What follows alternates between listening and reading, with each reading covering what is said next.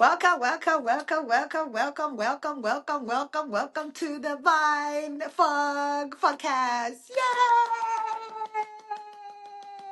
Yay!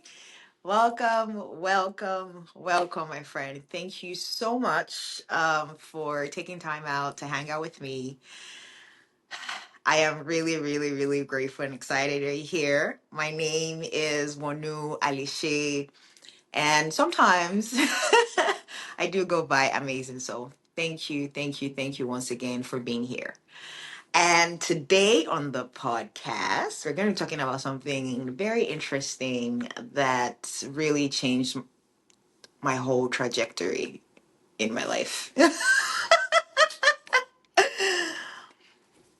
The difference between blaming myself and owning my part. Ay, ay, ay. So I want to start with a distinction that took me most of my life to understand.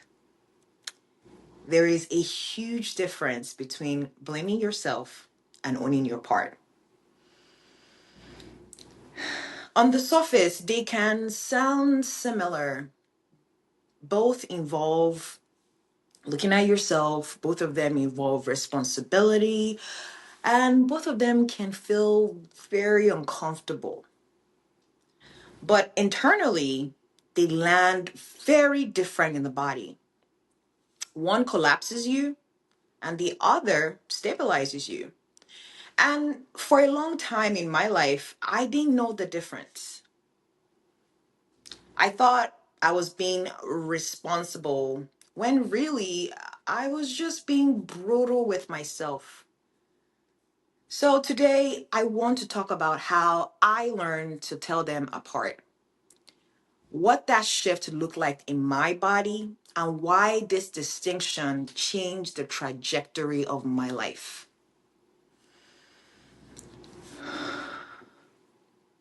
For most of my life, blaming myself felt like this: a tight chest, a constant internal narrator, a subtle but relentless voice saying things like, "Why are you like this, Wonu? You should know better by now." Or, "This is your fault. The worst of all, fix yourself." It wasn't loud, it wasn't dramatic, it was quiet, it was normalized, and it disguised itself as self awareness. And because it sounded so logical, I believed it. You see, blame has a certain moral tone to it. It feels like you're holding yourself accountable.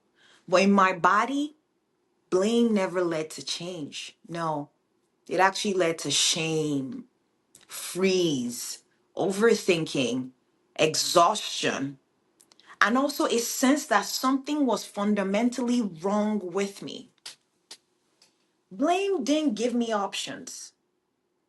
It simply gave me conclusions. And usually the conclusion was, I am the problem. Owning my part feels very different. It's quieter, it's slower, it's less dramatic. It sounds more like, ha, this is where I showed up unconsciously. Or this is the pattern I defaulted to. Or even, this is what makes sense given my nervous system. There's no collapse in my body when I own my part. There's actually more space. Ownership doesn't say you're wrong. No, no, no, my friend. It says you are involved. And you see, my friend, that difference matters because involvement means agency. Blame removes agency. Ownership restores it.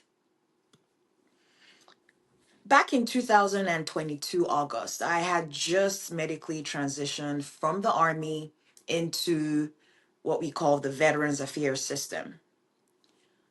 I was still dealing with years of lower back pain. I was still trying every doctor possible. I was still taking pills. I was still searching for a logical fix to something that felt completely illogical. Back then, physically, I was drained. Emotionally, I was numb. And mentally, I was right at the edge. And that's when suicidal ideation started creeping in. Not because I wanted to die, no, but because I couldn't see a way to live like this anymore. I remember having a conversation with my mentor and just unloading everything. I mean, the pain, the frustration, the hopelessness, the sense that my life had stalled in a body that felt broken. And he listened. He listened quietly. Then he paused and he looked me dead in the eyes. And he said something that I absolutely did not want to hear. Wonu, you're full of shit. Until you take full responsibility and accountability for everything going in your life, nothing will change. Man, I was furious, not outwardly, internally, because part of me felt attacked and another part of me felt exposed. At first, it landed like blame. My nervous system heard, "This is your fault." And I wanted to shut down. But something else happened after that conversation. You see, once the anger settled, there was a deeper truth underneath it. He wasn't blaming me. He wasn't saying I caused the pain. He wasn't saying I chose the suffering. He was pointing to the one place I still had agency, my relationship to my life. That moment, that single moment, was the beginning of me understanding the difference.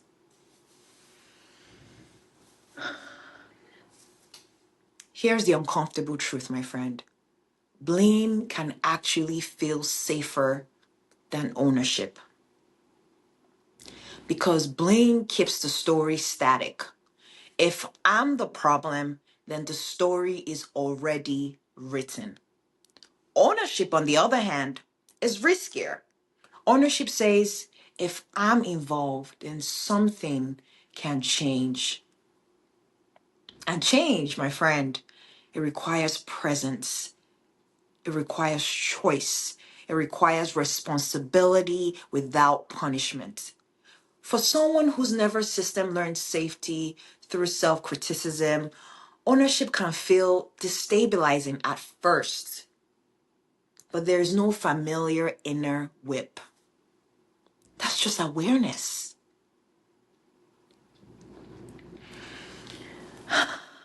This is what ownership looks like for me now in real time. When something goes sideways, I don't ask, what's wrong with me? No. Now I ask, what part of me showed up here? Sometimes it's the part that wants control. Sometimes it's the part that learned to people please. Sometimes it's the part that is scared and trying to stay safe. I don't shame that part. No, I locate it. Then I ask this simple question.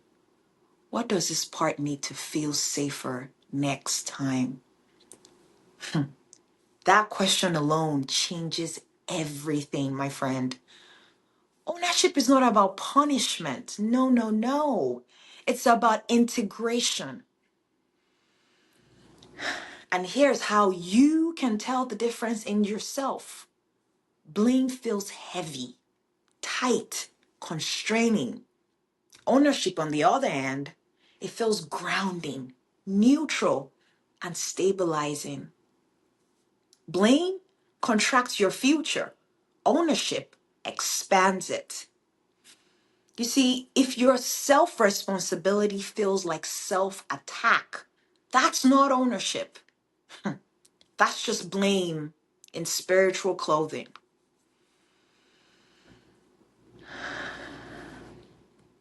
That single conversation with my mentor, it didn't fix my life overnight. No. But it shifted something very fundamental. I stopped waiting for my circumstances to change before I took my life seriously.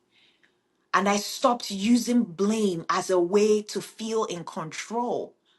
Owning my part didn't mean I caused my pain. No, it meant I finally had somewhere to stand. So if you're listening to this and you've been stuck in self blame, I want you to hear this clearly, my friend. You're not wrong for being where you are, and you're not powerless inside it.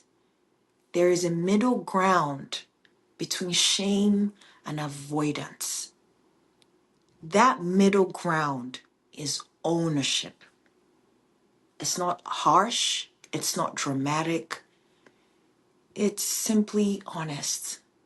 And from there, real change becomes possible.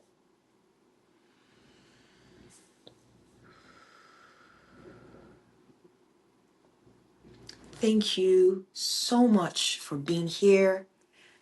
Thank you for listening. And from my heart to yours, I am sending you so much love. Thank you.